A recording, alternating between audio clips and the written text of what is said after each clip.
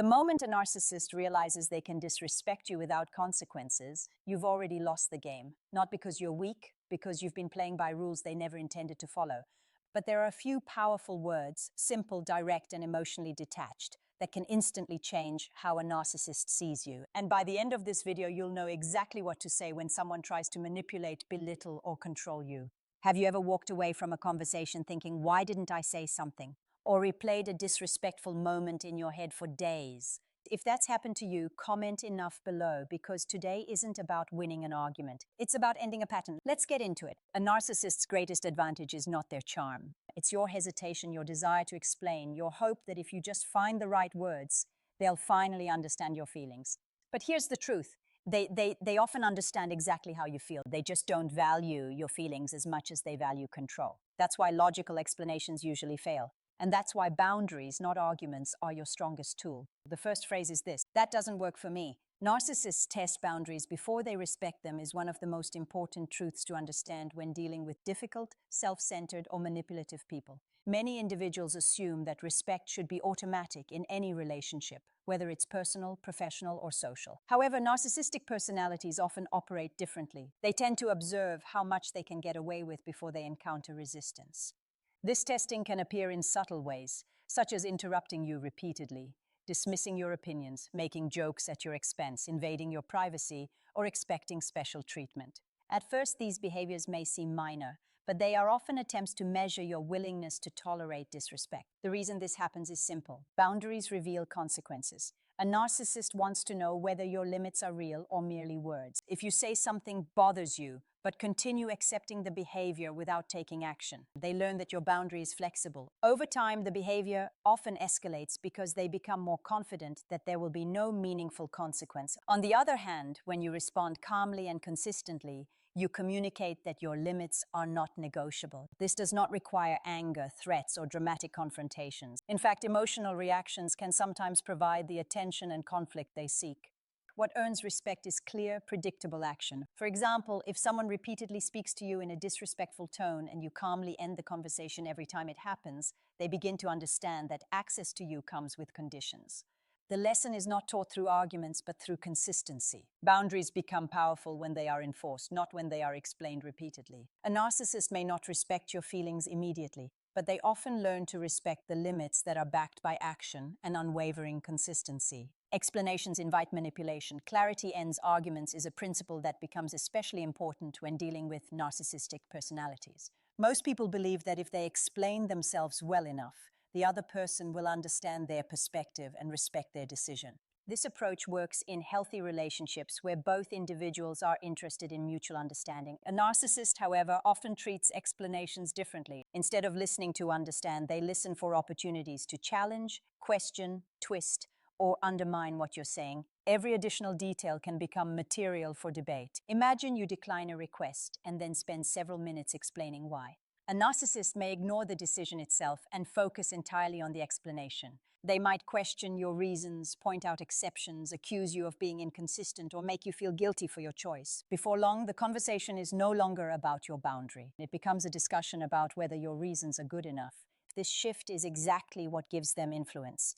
The more you defend your decision, the more they can keep the interaction alive and maintain control over the conversation. Clarity works differently. Clear statements are difficult to argue with because they are not invitations to negotiate. Phrases such as, "I'm not available, I've made my decision," or "that doesn't work for me," communicate a position without providing unnecessary details. They focus on the outcome rather than the justification. This prevents the discussion from becoming a courtroom where you are expected to prove your case. Many people fear that being brief will seem rude, but clarity is not hostility. It is confidence expressed through simplicity. You are not responsible for convincing someone to approve of your boundary. When you stop over-explaining, you remove the openings that manipulation depends on. The conversation becomes shorter, the pressure decreases, and your decisions remain in your hands rather than becoming subjects for endless debate. Confidence is more powerful than confrontation because narcissistic individuals often know how to handle confrontation.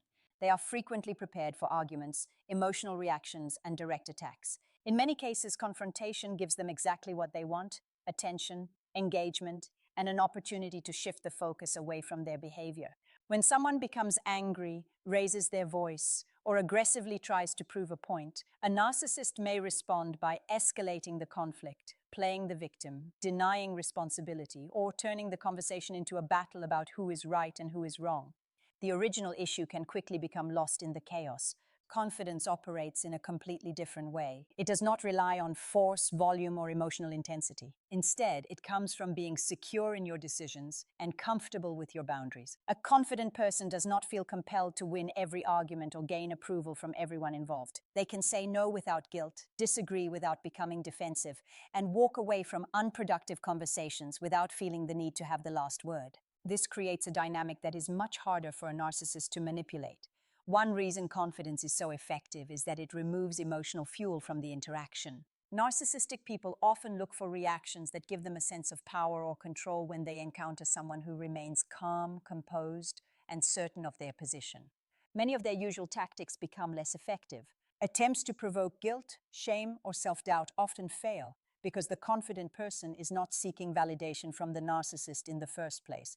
True confidence also communicates self-respect. It sends the message that your standards are not dependent on another person's opinion. You do not need to dominate the conversation, humiliate the other person, or prove your worth. Your actions already reflect your value. That quiet certainty often has a stronger impact than the most intense confrontation ever could. You don't need their agreement to enforce a boundary is a mindset shift that many people struggle to accept, especially when dealing with narcissistic individuals. Most of us are taught that healthy communication involves discussion, compromise, and mutual understanding. While that is true in balanced relationships, it can become a trap when you're dealing with someone who consistently ignores, challenges, or manipulates your limits. Many people delay enforcing boundaries because they are waiting for the other person to understand, approve, or agree with their decision. A narcissist often takes advantage of this hesitation. The reality is that a boundary is not a request for permission. It is a statement about what you will and will not accept in your life. Its effectiveness does not depend on whether the other person thinks it is reasonable, fair, or justified. A narcissist may disagree with your boundary, criticize it, mock it, or accuse you of being selfish. They may insist that you're overreacting or demand lengthy explanations.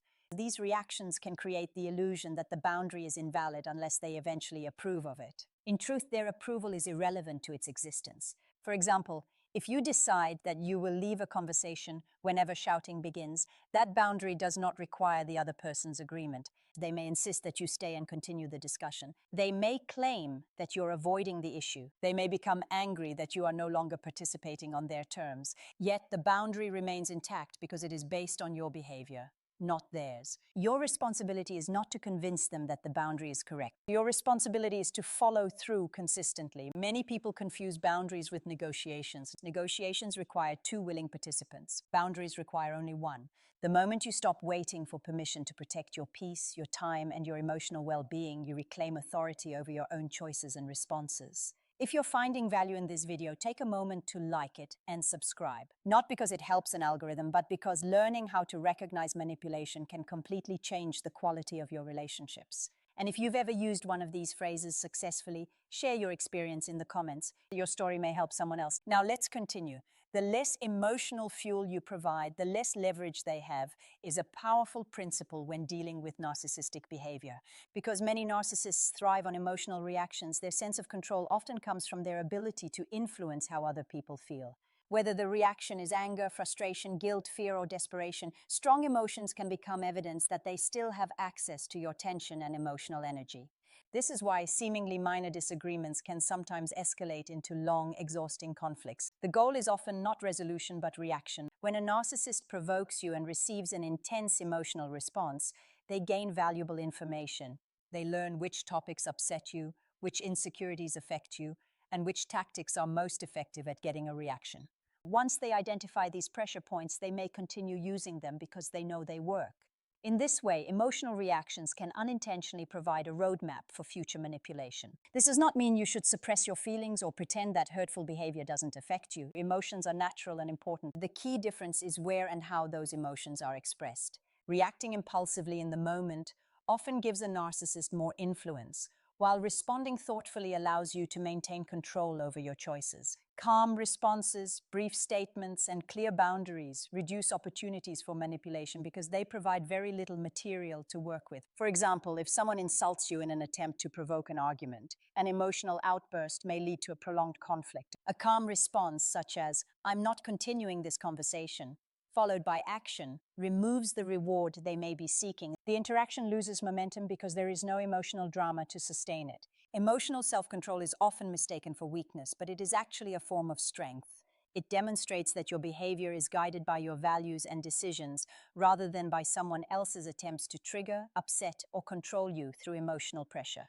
Short, firm statements work better than long defenses because narcissistic individuals often turn conversations into opportunities for control. Many people believe that the more thoroughly they explain themselves, the more likely they are to be understood and respected. In healthy relationships, detailed communication can be helpful. However, when dealing with a narcissist, lengthy explanations frequently create more problems than solutions.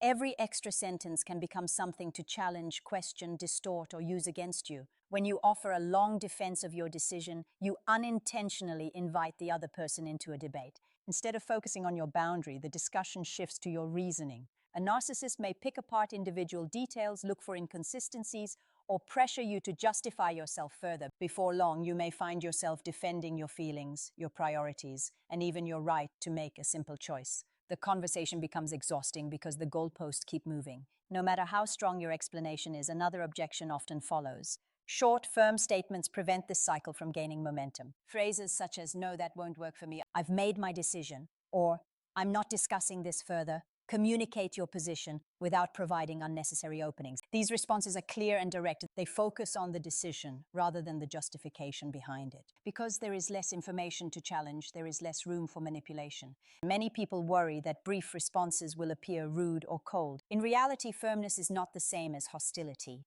You can be respectful while remaining concise.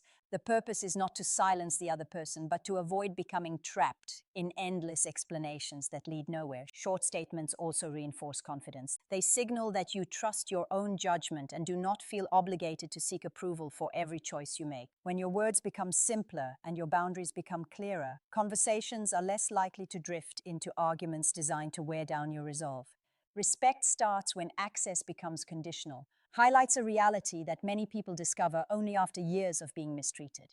Narcissistic individuals often take for granted what is freely available to them. If they can repeatedly disrespect, manipulate, criticize, or ignore your boundaries while still receiving your time, attention, emotional support, and presence, they have little incentive to change their behavior. In their mind, the relationship continues regardless of how they act. As a result, disrespect can become a pattern rather than an occasional mistake. Access is one of the most valuable things you give another person. Your attention, availability, trust, energy, and emotional investment are privileges, not obligations. Healthy relationships recognize and appreciate these privileges.